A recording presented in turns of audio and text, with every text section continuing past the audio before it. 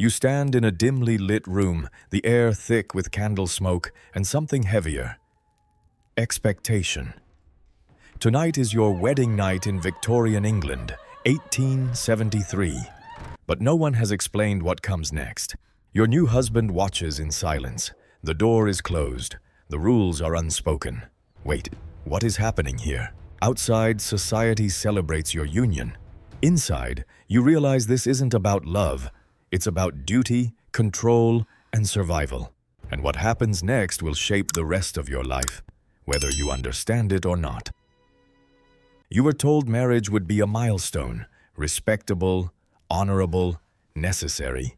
But no one prepared you for how little you actually know.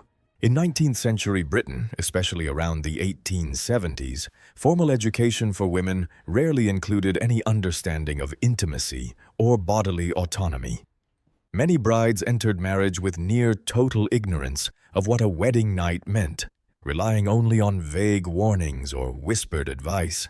You sit there, still in your layered clothing, corset tightened, fabric heavy, your body restricted not just physically, but socially. Even removing your own garments is a process you were never meant to do alone. Your husband steps closer. You feel the weight of expectation, not just from him, but from the entire structure of society behind him. Because in this world, marriage is not just a relationship. It is a legal contract. Under laws like coverture, your identity as a woman effectively disappears once married. Your property, your income, if you had any, now belongs to him. And more than that, your body is no longer entirely yours. There is no concept of marital consent as we understand it today. Refusal is not just discouraged, it is socially unthinkable. Now compare that to today. In the modern world, conversations about relationships, consent, and personal boundaries are openly discussed. But here, in 1873, silence is the rule, and silence is dangerous. You hesitate. You want to ask a question, any question. But the room remains quiet. And in that silence, something becomes clear. This isn't confusion. This is control.s. Morning comes, but nothing feels different. Except now you understand something you didn't last night. Your life is no longer your own. You step outside into a typical Victorian household environment. Despite the image of refinement, most homes, even middle-class ones, lack what you would call basic privacy today. Rooms are shared, walls are thin. Servants, relatives, or extended family move through the same spaces constantly. Your marriage is not a private bond, it is a public arrangement. Even your bedroom is not entirely yours.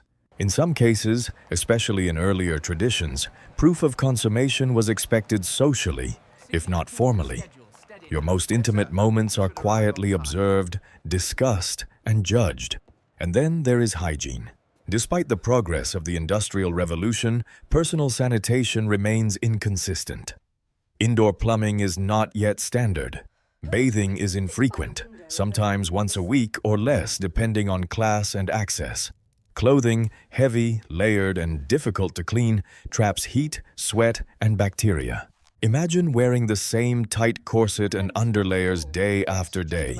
Now, imagine sharing that space, physically and emotionally, with someone you barely know. This is your reality. You try to find a moment alone, just a moment to think. But the house never truly quiets. Footsteps, doors, voices in the next room. And then you realize something unsettling. There is no escape from observation. Not from your family, not from society, and not from the expectations placed on you. Because in this world, marriage isn't just something you live, it's something everyone else watches. And if you fail, they will notice. At first, you think you can adapt. You tell yourself this is normal, that every woman before you has endured the same silence, the same expectations. But then something shifts. Weeks pass. Your body begins to change, subtly at first. Fatigue, nausea, a heaviness you can't explain. By the late 19th century, medical knowledge around pregnancy exists, but access is limited. There are no reliable home tests, no early confirmation. You don't know, you suspect. And when you finally do understand, it's already too late to prepare. Because pregnancy in 1873 is not just a life event, it is a risk. Maternal mortality rates in Victorian Britain were shockingly high, estimated between 4 to 6 deaths per 1,000 births, depending on region and conditions. Infections, hemorrhage, and poor hygiene turned what should be natural into something dangerously unpredictable. You try to speak to someone, your mother, a midwife, anyone. But even here, knowledge is fragmented, inconsistent, and often passed down through experience rather than science. Your husband? He expects an heir. Not understanding, not comfort. An heir. And suddenly, the weight of everything crashes down on you. This marriage was never about your happiness. It was about continuation, family name, property, legacy. You sit alone, hands trembling, realizing the truth. If something goes wrong, there is no system to protect you. No law, no guarantee, just expectation. And here's where your story meets theirs. If you were placed in this moment with no knowledge, no control, and no safety net, would you survive? Tell me in the comments, because what happens next might change your answer. For a moment, things seem manageable. You learn the rhythms of the household. You begin to understand your husband's moods, his expectations. You adapt, and adaptation feels like survival. Your pregnancy progresses. The house prepares quietly. Small adjustments, whispered conversations, subtle acknowledgments that something important is coming. You start to believe, maybe you will make it through. But this is where the illusion breaks, because childbirth in this era is not controlled.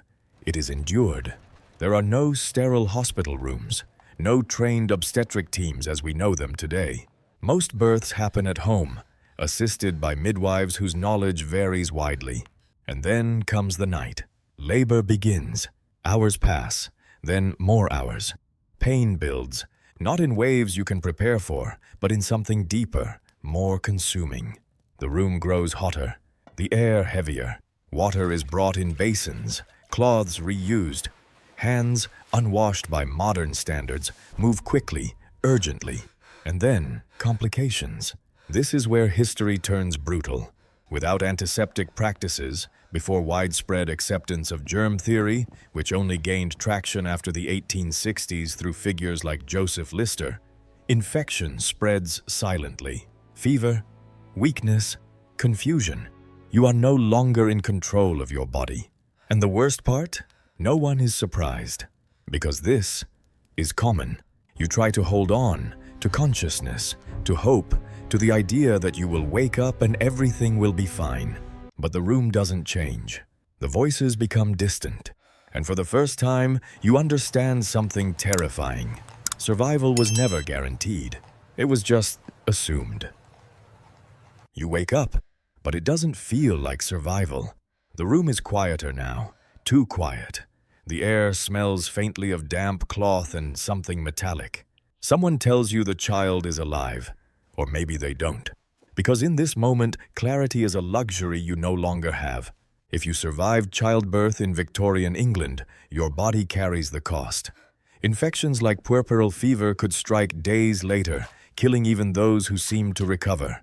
And if you do live, your life changes permanently. You are weaker, drained, expected to return to normal far too quickly. There is no recovery period as we understand it today. No structured care, no medical follow-up, no emotional support. Instead, there is expectation.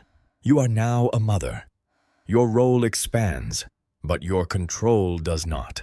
Legally, under coverture, your child is not entirely yours. Custody rights favor the father. Your labor, physical and emotional, belongs to the household. And then comes the part no one talks about. If your husband demands closeness again, you cannot refuse, even after trauma, even after exhaustion, because the system that placed you here does not pause for your pain. This is the betrayal. Not just that you suffered, but that suffering changes nothing. Now compare that to today. Modern medicine offers sterile environments, trained professionals, and maternal care systems designed to reduce risk dramatically. Maternal mortality in developed countries has dropped to fewer than 10 deaths per 100,000 births, a stark contrast to your world. And yet, sitting here, in this dim room, those numbers don't matter. Because for you, survival was not a right, it was luck. And luck is never something you can depend on. You think back to that first night, the silence, the confusion, the moment you asked yourself, wait, what is happening here? Now you know. This was never just a marriage. It was a system built on duty, expectation, and control. A system where knowledge was withheld, where privacy did not exist, where survival depended on endurance more than understanding. And the most unsettling truth, millions of women lived this life. Not as an exception, but as the norm. History often remembers kings, wars, and revolutions, but it rarely remembers quiet rooms like yours, where lives changed without anyone outside noticing. So now, imagine this. If you were placed back in that room again, with everything you know now, would you act differently? Would it change anything? Or would the system still decide for you? That question is the one that stays with you. And maybe that's why stories like this matter, because they remind us how far we've come and how fragile that progress can be. If this story made you feel something, curiosity, discomfort, or even disbelief, take a moment to share your thoughts below. Comment what would you do in that situation. Like the video if you want more immersive historical stories like this. Subscribe to the channel to continue exploring the hidden truths of everyday life in history, and share this with someone who thinks the past was simpler. Thank you for watching and supporting the channel. I'll see you in the next journey through history.